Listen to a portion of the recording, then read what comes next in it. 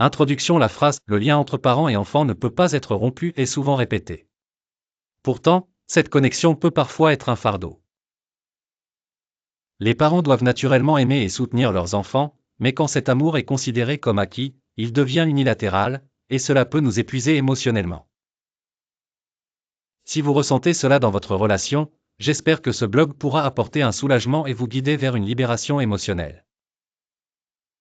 Dans les enseignements bouddhistes, l'attachement est la source de la souffrance.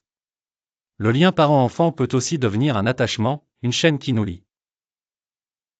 En réorganisant nos pensées et en créant de la distance, nous pouvons libérer cet attachement et cultiver un véritable amour.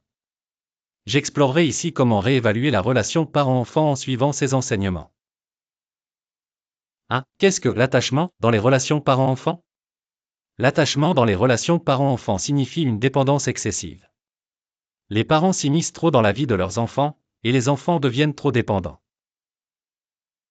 Ce type de relation peut devenir toxique et nuire aux deux parties. Exemple d'attachement. Par exemple, un parent qui s'occupe constamment des problèmes de son enfant empêche son indépendance. Le parent devient épuisé, et la croyance que je dois toujours aider mon enfant se transforme en un attachement nocif. 1.2. La souffrance causée par l'attachement. L'attachement cause la souffrance.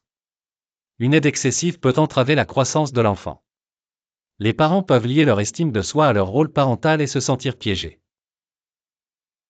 2. Que nous disent les enseignements bouddhistes sur l'amour véritable? L'amour véritable signifie souhaiter le bonheur et la croissance de l'autre. Cela nécessite parfois de donner de l'espace pour que l'autre puisse grandir. L'attachement, c'est imposer nos attentes aux autres. Comprendre cette différence améliore les relations parents-enfants. 3 étapes pour améliorer les relations parents-enfants. 3.1. Créer une distance physique. Réduire les contacts quotidiens crée naturellement une distance émotionnelle et aide à retrouver la paix intérieure. 3.2. Créer une distance émotionnelle. Ne vous blâmez pas et acceptez que les choix de votre enfant lui appartiennent. Cela réduit la charge émotionnelle. 3.3. Prendre des mesures légales lorsque nécessaire. Quand des problèmes sérieux surviennent, chercher une aide professionnelle et juridique. 4. Trouver la clarté émotionnelle après la réévaluation. 4.1. Organiser ses émotions. Prioriser son propre bonheur après la réévaluation permet de libérer les actions passées et d'avancer. 4.2. Espérer un avenir meilleur. L'impermanence signifie que la relation changera tôt ou tard, apportant paix et amélioration. 5. Conclusion. Réévaluer le lien parent-enfant peut sembler difficile.